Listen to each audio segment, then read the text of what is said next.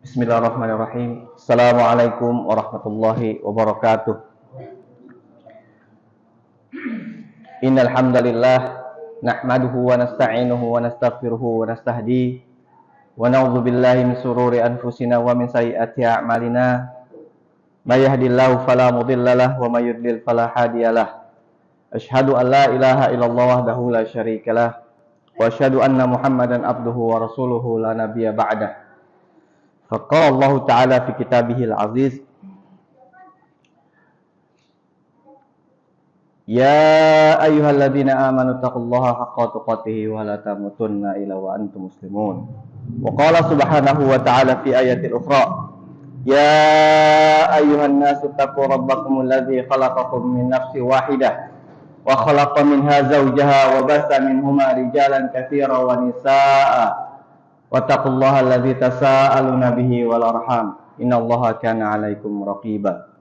Wa qala subhanahu wa ta'ala fi ayatil ukhra, ya ayyuhalladzina amanu taqullaha wa qulu qawlan sadida yuslih lakum a'malakum wa yaghfir lakum dzunubakum wa may yuti'illaha wa rasulahu faqad faza fawzan 'azima.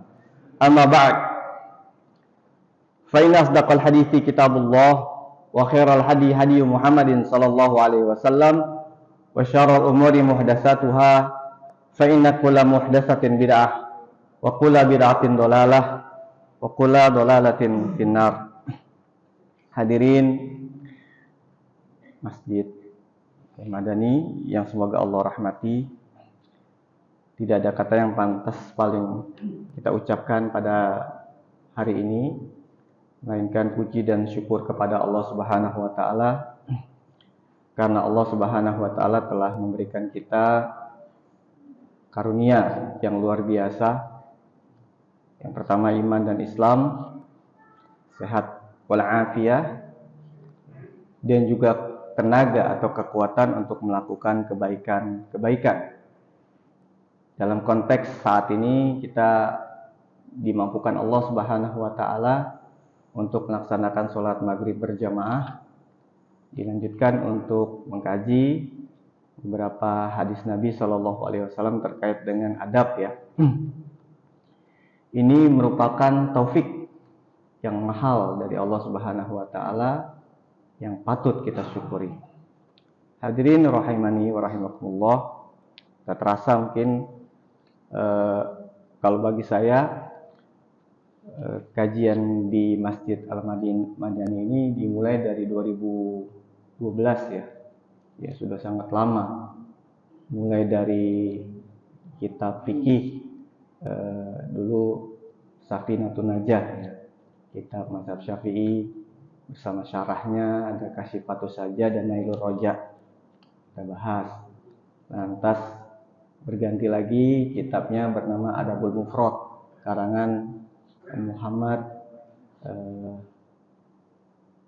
bin Ismail Al-Bukhari, Imam Bukhari ya, Adabul Mufrad. Nah, alhamdulillah ya pada saat ini kita berganti buku lagi, yaitu Kitabul Jami, bab terakhir dalam Bulughul Maram ya. Bulughul Maram ini ada yang mengatakan kitab hadis, tapi ada juga hadis yang memuat fikih ya.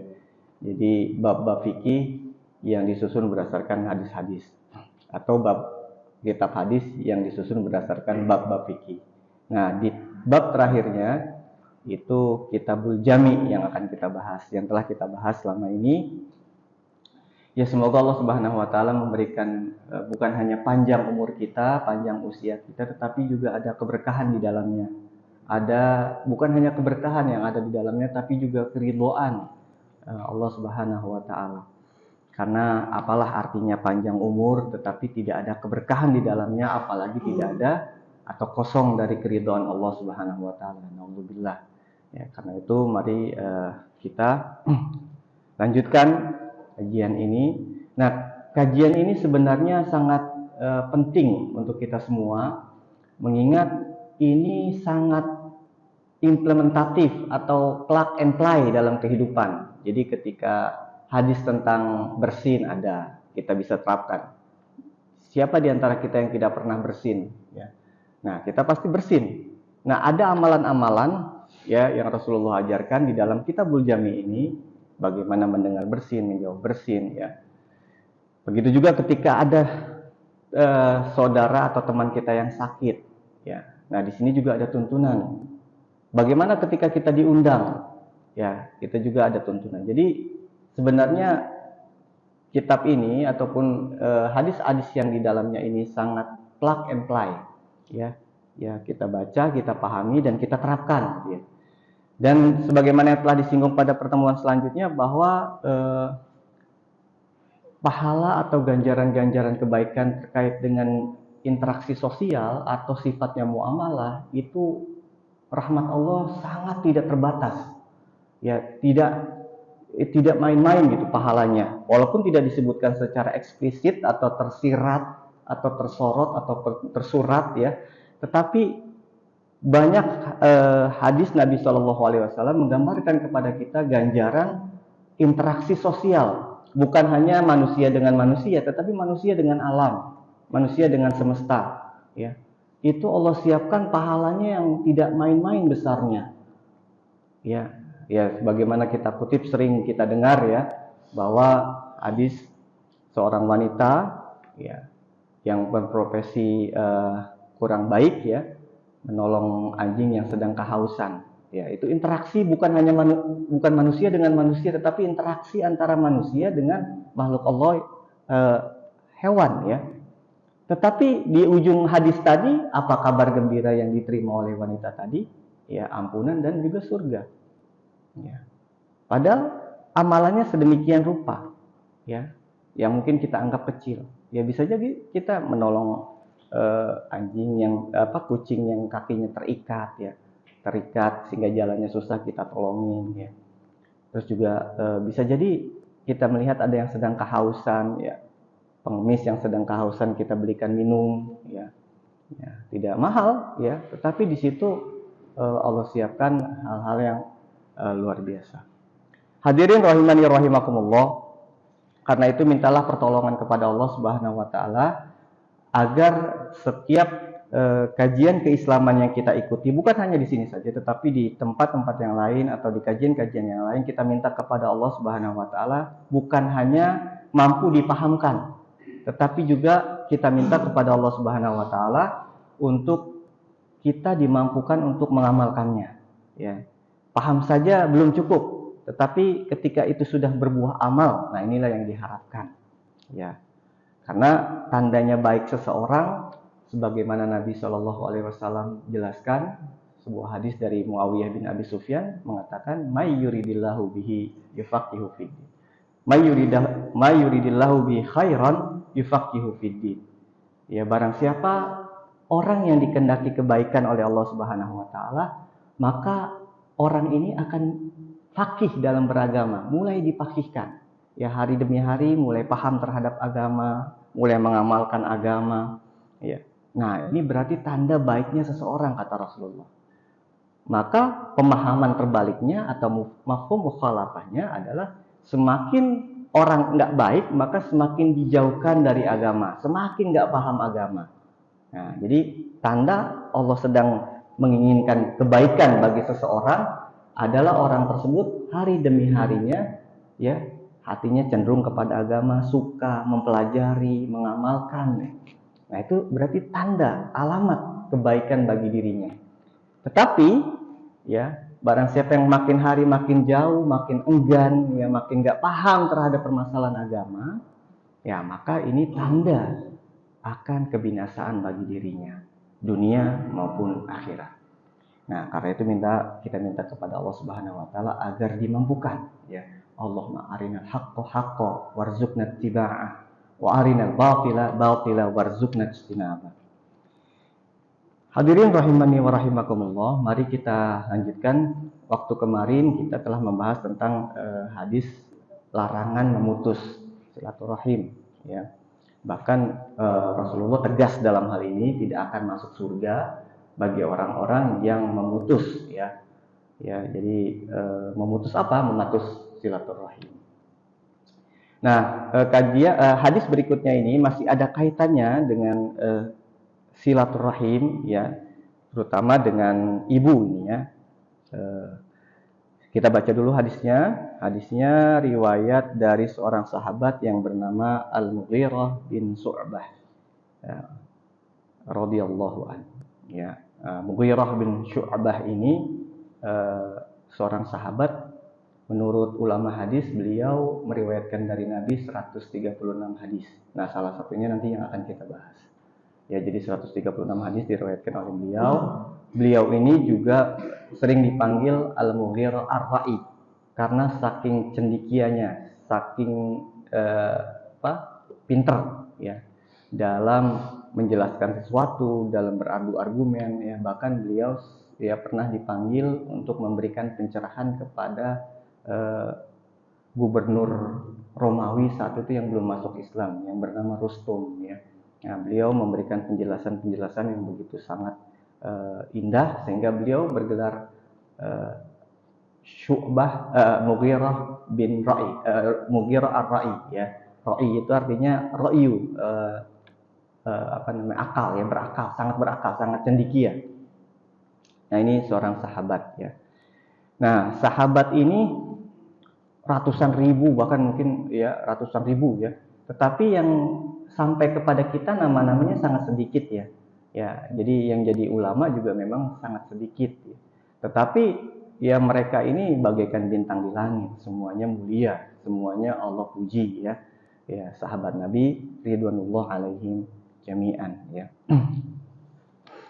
Nah, wa 'anil Mughirah bin Syu'bah radhiyallahu anhu anna Rasulullah sallallahu alaihi wasallam qala innallaha harrama 'alaikum uquqal ummahat wa wadal banat wa man'an wahat wa kariha lakum qila wa qal wa kasrata su'al wa idha'atal mal muttafaqun alaih. Ya, dari Mughirah bin Syu'bah radhiyallahu anhu. Sesungguhnya Rasulullah sallallahu alaihi wasallam berkata, sesungguhnya Allah mengharamkan bagi kalian uquqal ummahat, durhaka kepada ibu, ya.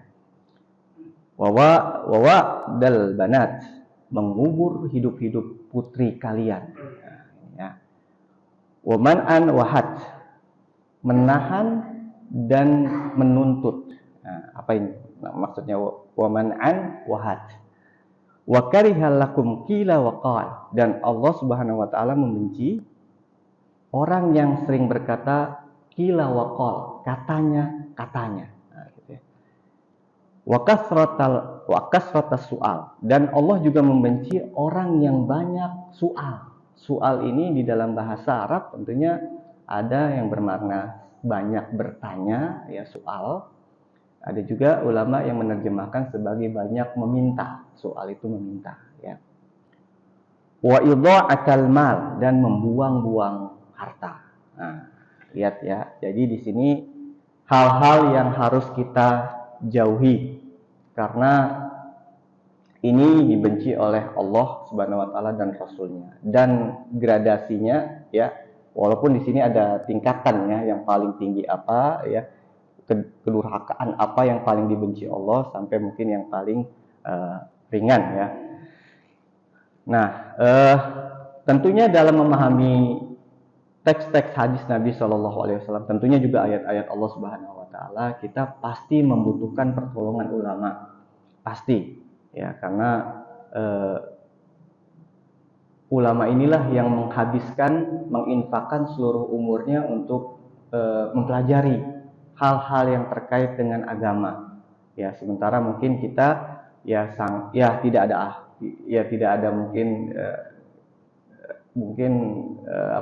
amal kita dengan para ulama itu jauh sekali ya. Nah, maka itu kita minta pertolongan kepada para ulama ya, dan ulama kita ya tentunya mengabdikan dirinya untuk agama. Nah, kita bahas ya, sebagaimana dalam kitab ini juga kita meminta pertolongan syarah dari Imam Son'ani ya.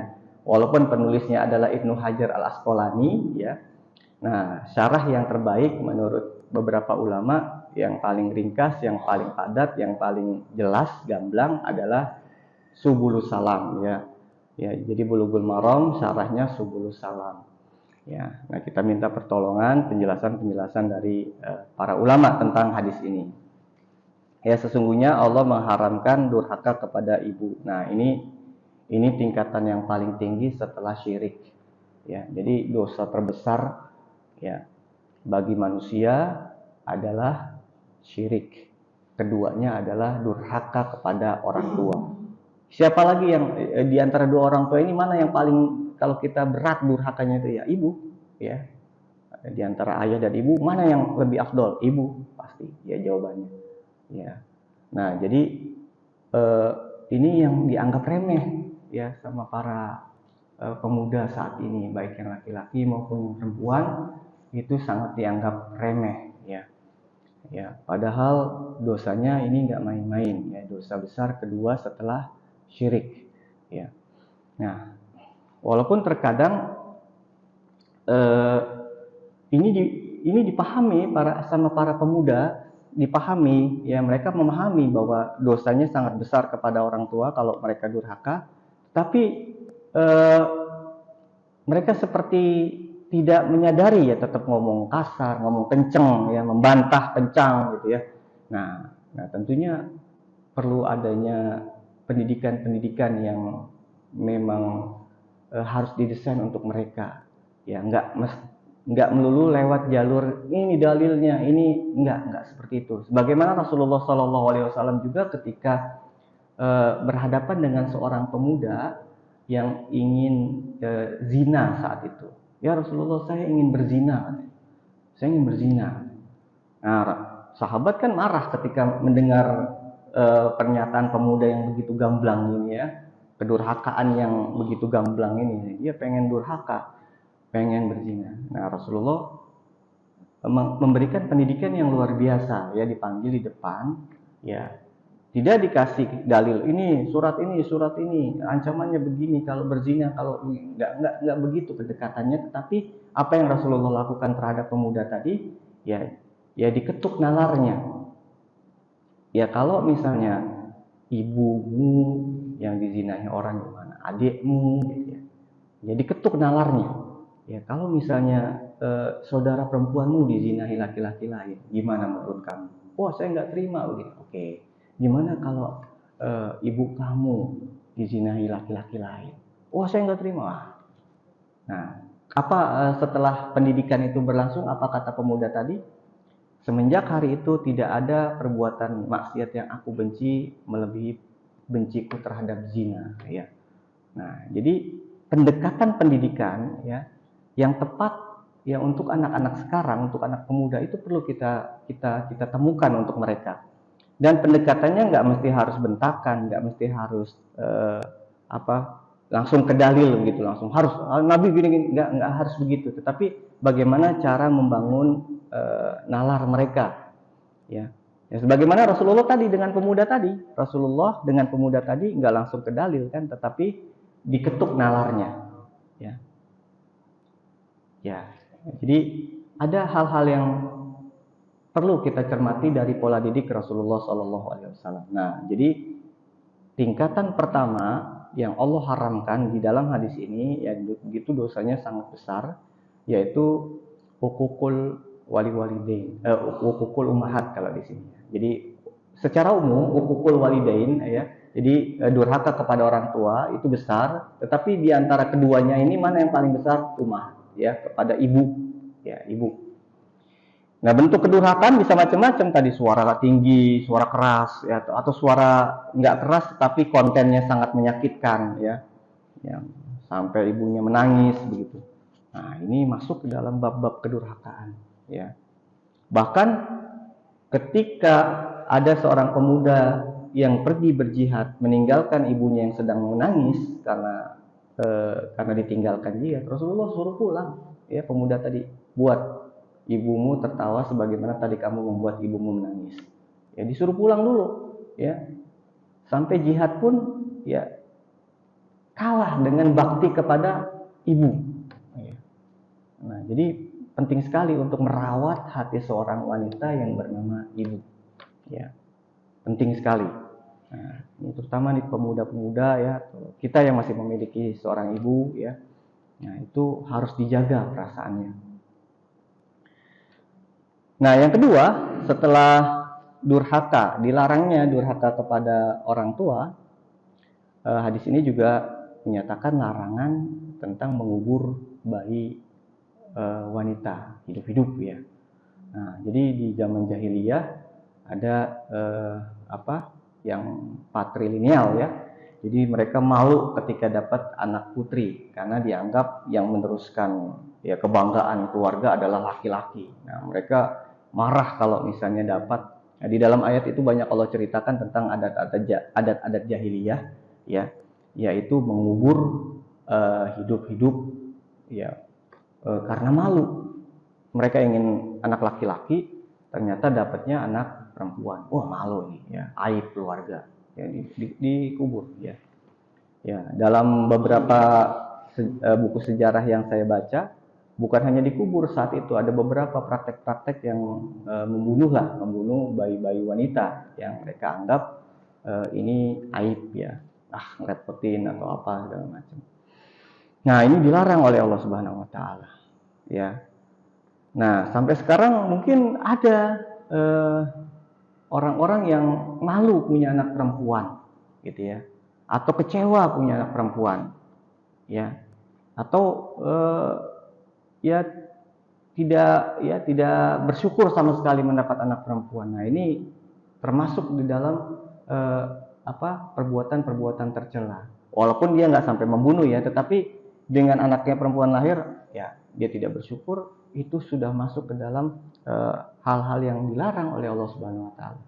Malah justru hadis Nabi Shallallahu Alaihi Wasallam memunculkan banyak keutamaan-keutamaan anak perempuan. Ya, aku akan bersama seorang laki-laki yang membesarkan putrinya hingga dewasa. Nah, bahkan dijamin oleh Rasulullah Shallallahu Alaihi Wasallam, aku akan bersama di surga dengan laki-laki yang membesarkan putrinya hingga dewasa. Nah, beruntung kan seorang ayah yang memiliki putri yang dia besarkan, dia sayangi, dia didik sampai dewasa. Nah, itu bertemu Rasulullah SAW. Karena Rasulullah juga mendidik Fatimah Az-Zahra radhiyallahu anha ya sampai ya di seorang ibu ya. Nah, jadi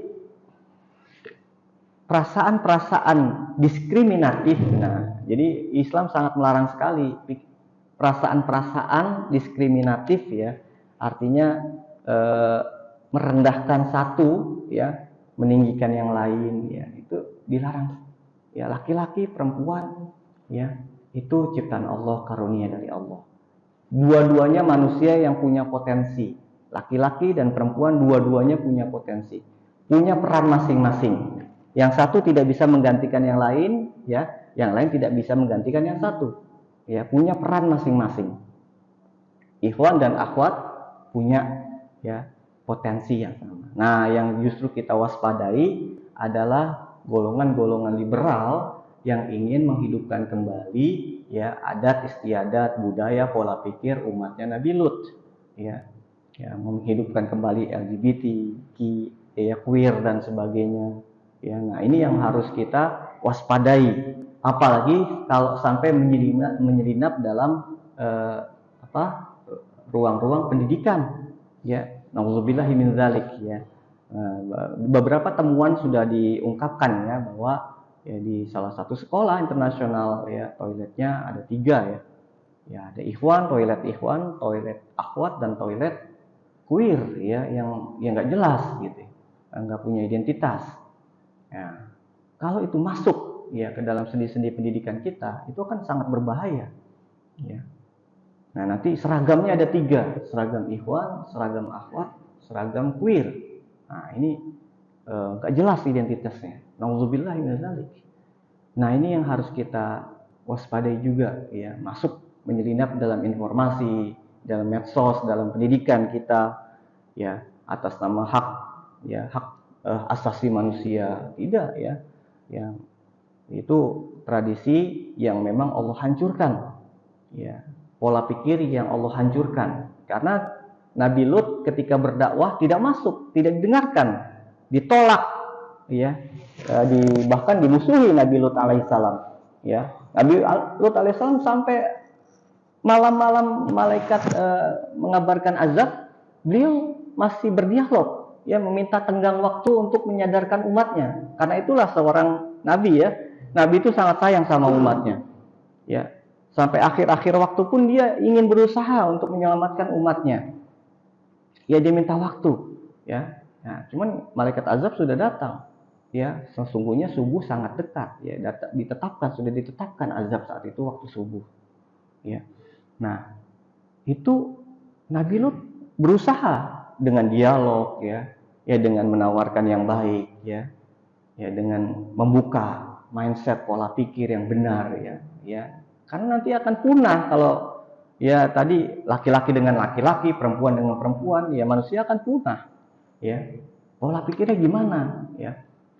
Tapi karena tadi pola pikirnya sudah rusak, ya, masuk dalam jebakan iblis laknatullah alaih.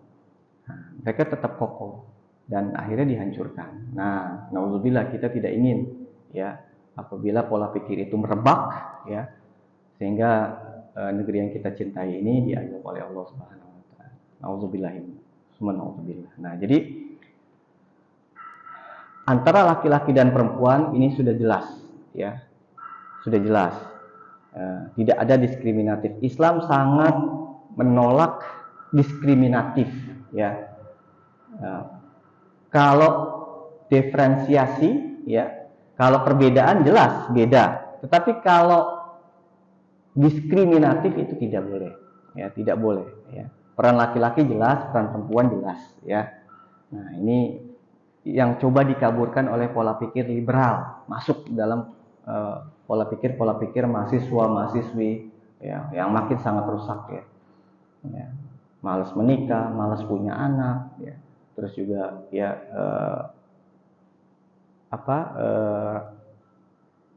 pergaulan-pergaulan bebas, ya, lepas dari tanggung jawab, ya, tidak mau berpikir sulit, ya, rapuh dan sebagainya, gampang berniat bunuh diri, banyak sekali, ya, kalau kita temukan di lapangan. Nah, baik, kita lanjutkan lagi, waman an wahad, yaitu menahan dan menuntut. Artinya begini, jadi kita tidak boleh hanya menuntut hak tetapi melupakan kewajiban. Nah, gitu. Jadi jangan sampai kita menuntut terus sementara kewajiban itu kita tidak lakukan, gitu, ya. Nah, jadi harus seimbang antara hak dan kewajiban. Hak kita dengan kewajiban kita harus kita lakukan, ya. Nah, ini Islam menjelaskan kepada kita agama keseimbangan. Nah, jadi banyak orang yang kadang-kadang itu menuntut haknya saja tapi melupakan kewajiban. Dan ini banyak sekali diterapkan di pola-pola bisnis. Kadang-kadang dia bayar hutang nanti saja, gitu, ya. Ya, kalau bisa malah nggak ditagih, kalau bisa malah dibebaskan, ya. Walaupun punya duit, ya, sebuah perusahaan ditagih nanti, nah, diulur-ulur terus, ya. Kalau untuk bayar hutang diulur-ulur, dia nggak mau langsung, nggak mau cepat. Tapi kalau nagih orang, wah, itu sampai misalnya nginep-nginep di rumah orang tersebut ditungguin sampai bayar utang. Harus, ya, harus tepat waktu, harus aja, harus. Nah, ini pola-pola yang tidak seimbang, ya. Jadi dia lebih menuntut haknya, mana hak saya, tapi kewajiban dia tidak lakukan.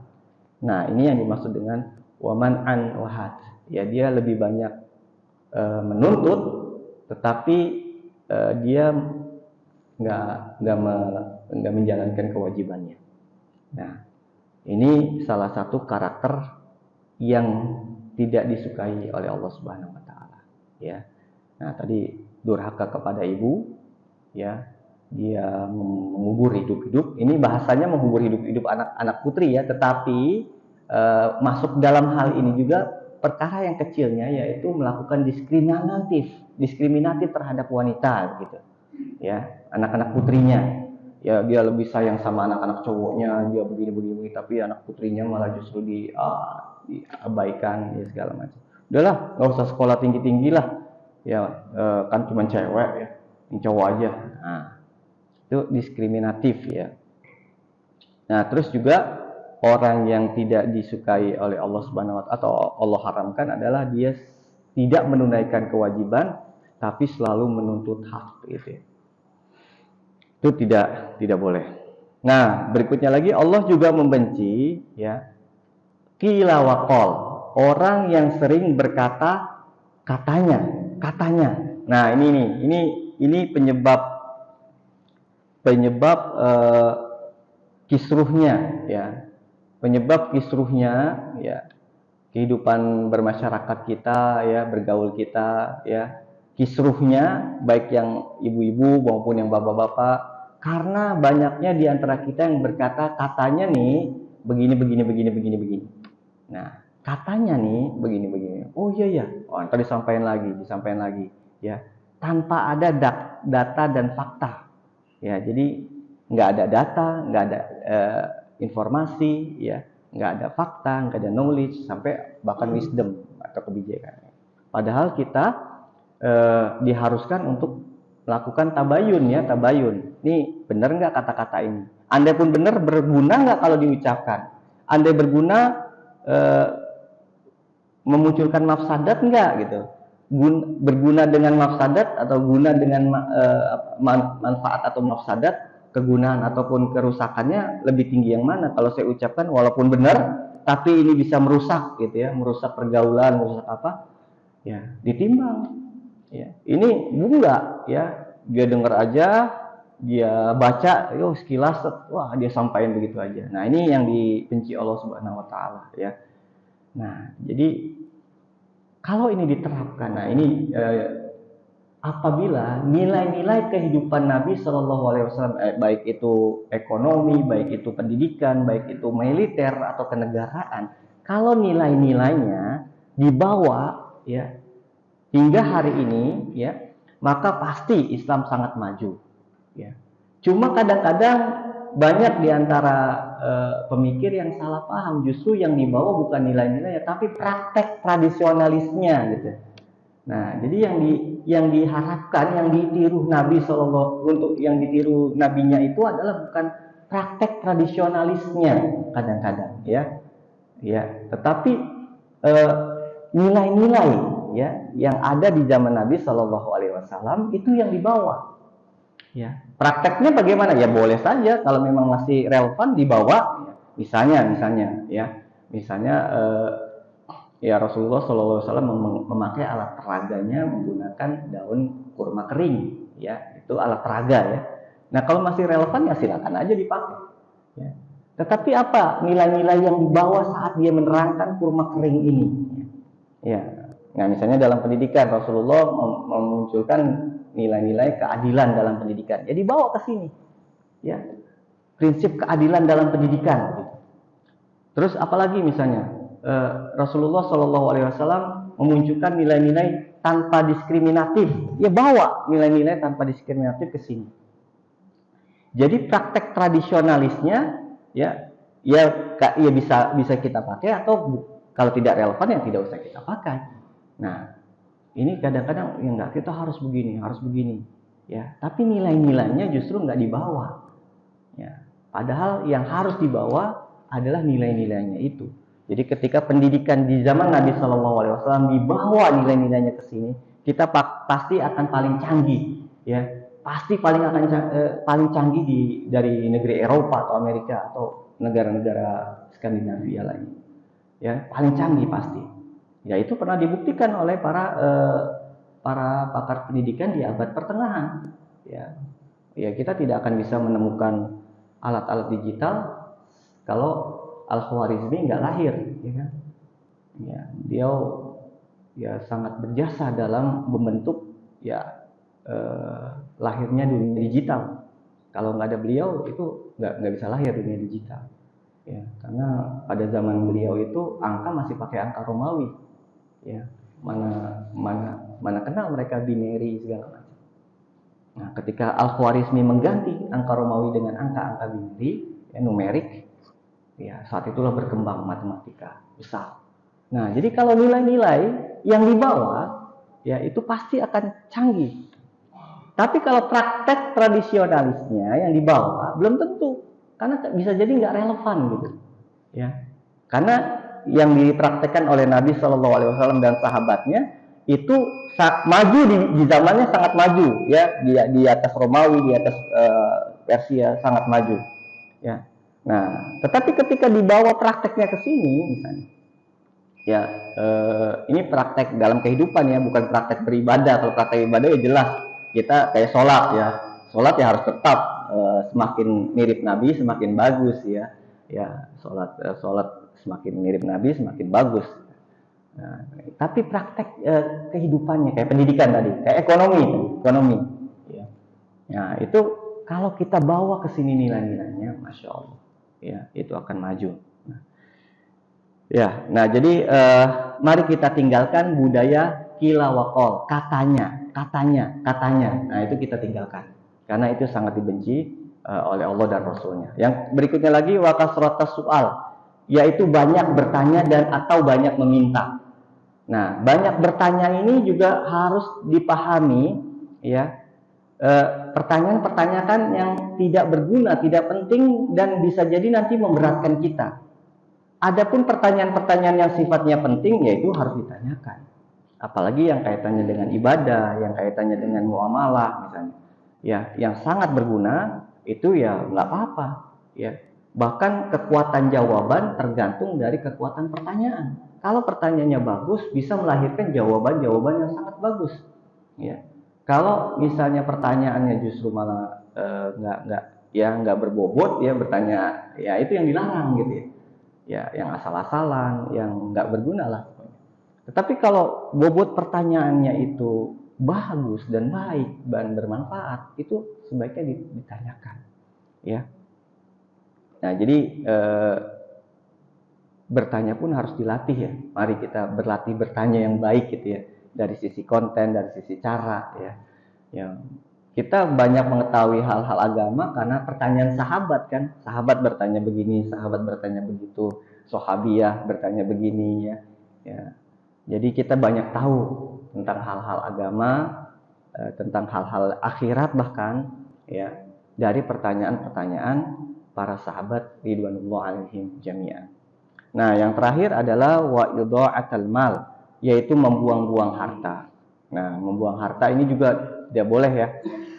Termasuk membeli harta untuk gaya-gayaan itu ya, menurut para ulama itu juga termasuk wa idha'atul mal, yaitu membeli suatu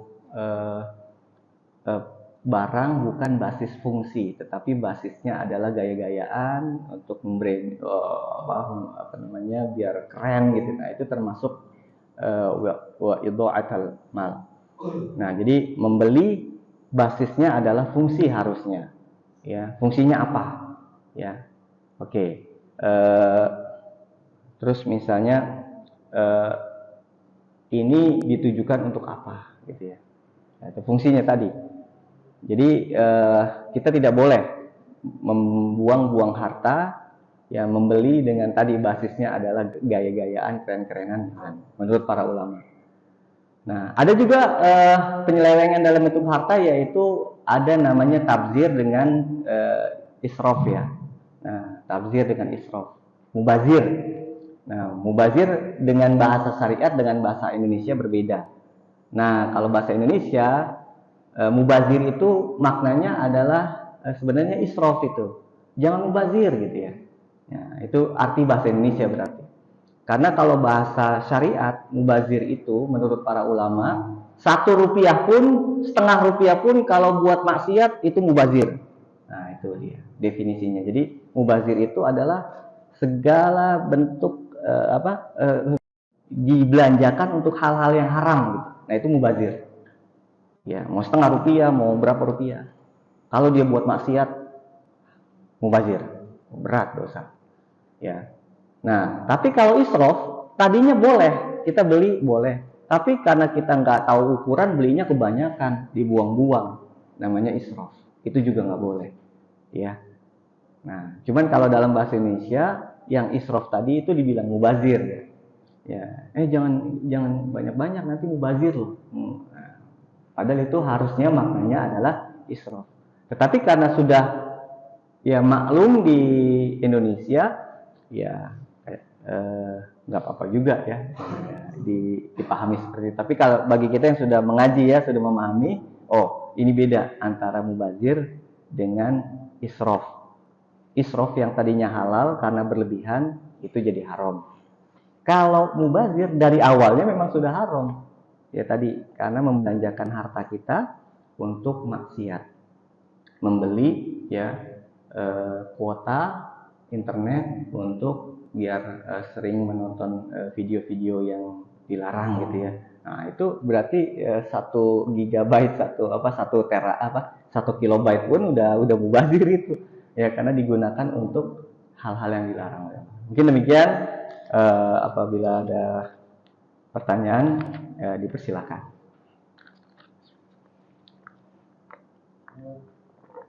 Silakan Pak. Oh iya, azan dulu ya. Udah silakan. Udah masuk ya tadi ya.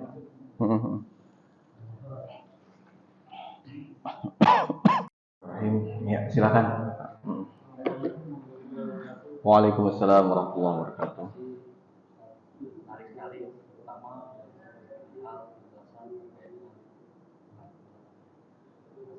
Kita ini di kota itu kita menyadari bahwa kadang-kadang orang tua ini kan jauh lah.